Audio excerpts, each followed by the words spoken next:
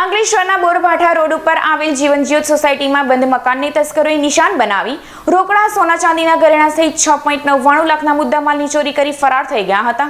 અંકલેશ્વરમાં ચોરીની ઘટનાઓ અટકવાનું નામ નથી લેતી, તેવામાં ચોરીની વધુ એક ઘટના સામે આવી છે।